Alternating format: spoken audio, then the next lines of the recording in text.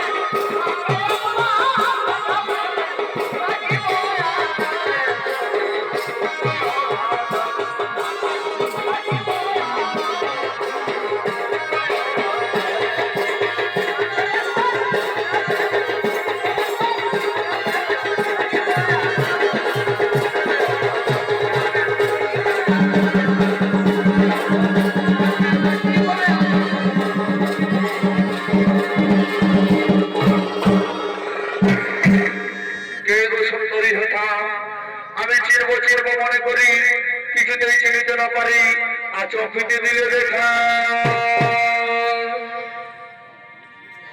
শোনো শোনো যুবক, আগে বলো তোমার পরিচয়, আগে বলো তোমার পরিচয়। শোনো রমণী, আমি দেশ দেশান্তরে ভ্রমণ করে আজ আমি এখানে উপস্থিত হয়েছি আমার প্রিয় সখার সাথে দেখা করার জন্য। আচ্ছা যুবক, আচ্ছা যুবক, তুমি তো সারা ভারতবর্ষ ভ্রমণ করেছে।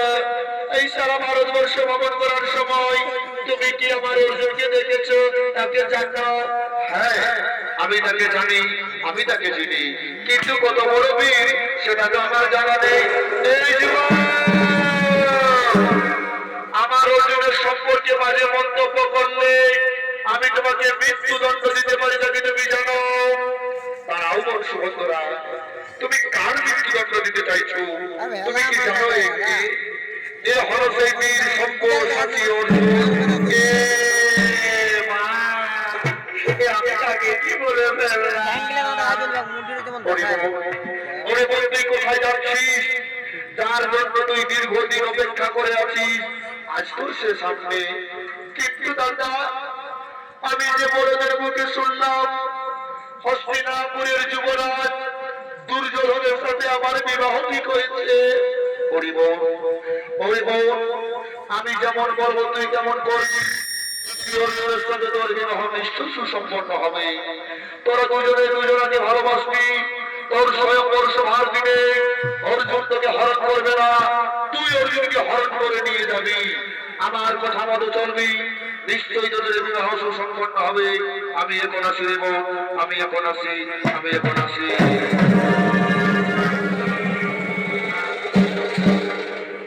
আজ অর্জুন সুভদ্রা মহাপ্রেমার মধ্যে মেতে উঠবে।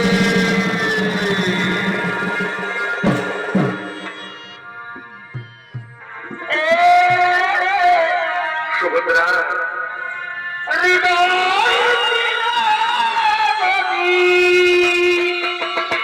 সুভদ্রা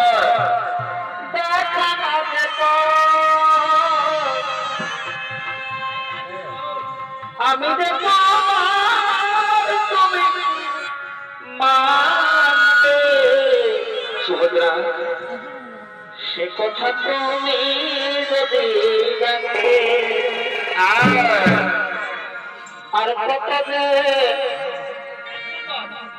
তোমাকে আচ্ছা ভাই, বেসেছি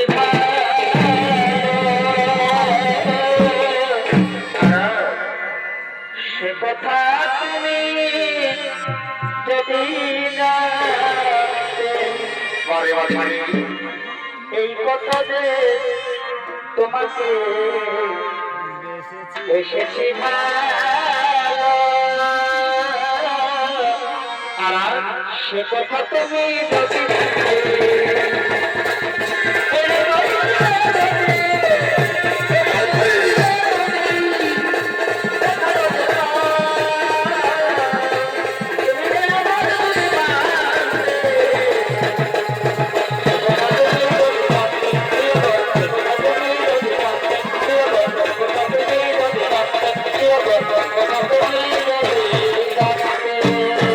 তাহলে শোনো, আমি যে তোমায় কত ভালোবাসি সে কথা তুমি যদি জানতে। ওই আমার হৃদয় মাঝে প্রেমের আগুন